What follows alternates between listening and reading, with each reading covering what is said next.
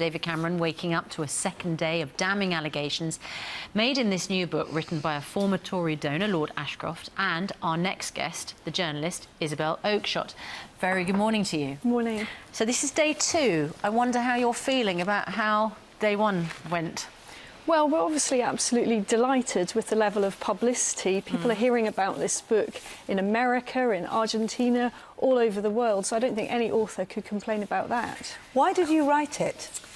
Well, I was asked to get involved in this project with Lord Ashcroft, and it really appealed to me because I'm a political journalist, and the opportunity to spend a year and a half looking into David Cameron was one that I really was happy to jump at. And actually, you know, I live in David Cameron's constituency, so that was a particularly helpful thing, to be able to see the environment that he lives in, that whole kind of Chipping Norton area. Yeah, but, I mean, I wonder whether there was a part of you yesterday when the lurid allegations that are made in this book, and we can't explicitly talk about them, obviously, because of the time of day, but suddenly they become headline news, and as you acknowledge, around the world.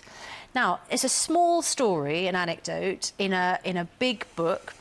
Presumably you consider, you're a serious political journalist. Right. Did you think, oh my goodness, that's not what we intended? Well, we certainly didn't imagine that these sort of stories of student hijinks would go global. Why not, though? Because they are rather extraordinary stories about a sitting Prime Minister. Did you not expect people to be shocked, surprised, gossip about them? Well, they are just stories about student hijinks. And the thing with serialisation, the Mail is doing a fantastic job for us. But what you get there is just a tiny taster of a book. It's just, in the book, that's a few paragraphs out of 200,000 words. Problem is, though, for people, it's a tiny taster, which says a lot about the personality of the Prime Minister. Well, Did you mean it to have that effect? Perhaps you then touch on why it's included in the book. It's a little anecdote. We did think about whether we should put it in or not. And in the end, you know, it made us smile. And I really personally firmly believe, and I know that my co-author, Lord Ashcroft, does too, that political books shouldn't be too po-faced. There are an awful lot of political books out there which are just incredibly serious. They take themselves incredibly seriously. What we've tried to do with this book is get a balance. So there is serious stuff in there, absolutely, but there is also colourful stuff, there are entertaining stories, and we make no apology for that. But this is, I mean, yesterday's revelations were excruciating. The particular one that I'm talking about, people will know what we're talking about, as I understand, was single-sourced.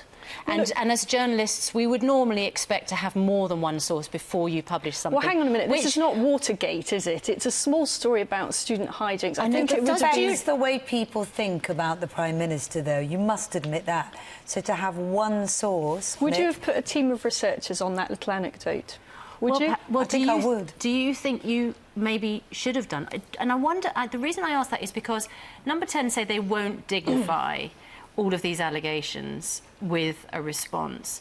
But there will be people who consider the authority of the Prime Minister, you know, could be damaged by all of this. Well, what I would say about that is that the anecdote is presented just as an anecdote in the book. We do not say, this is fact. We say, this is an account that we were given by a senior MP. And initially, we thought it was a joke. But that senior MP continued to make that allegation over a period of time. Now, we couldn't get to the bottom of it. And honestly, it's not Watergate. We didn't think that there was any point in putting vast teams of resources and researchers into that story. So what we did is report it as an anecdote. And we said, this is what we were told. We don't know. You can make up your own mind. And because the Prime Minister was in the Bullingdon Club, people may think it's just possible it's true. Well, there are allegations today, aren't there, and suggestions today which are perhaps more serious, that aren't just a silly anecdote, as you put it, about his student days. They're suggesting that he is not as competent as we might like, or hasn't been in the past, with his handling of foreign affairs.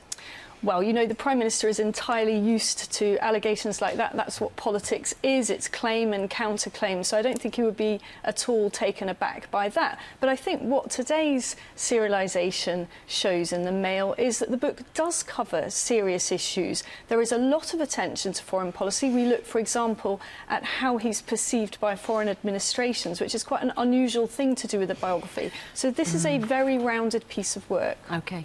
And are you pleased with it? Have you had any calls? I wonder, has David Cameron been in touch? Well, I'm not particularly looking forward to bumping into him in Chipping Norton, but yes, I'm absolutely delighted. Look, what author could complain about the amount of coverage we've had? And I hope it's a book that will appeal a little bit more beyond the usual kind of Westminster anoraks that read Westminster books.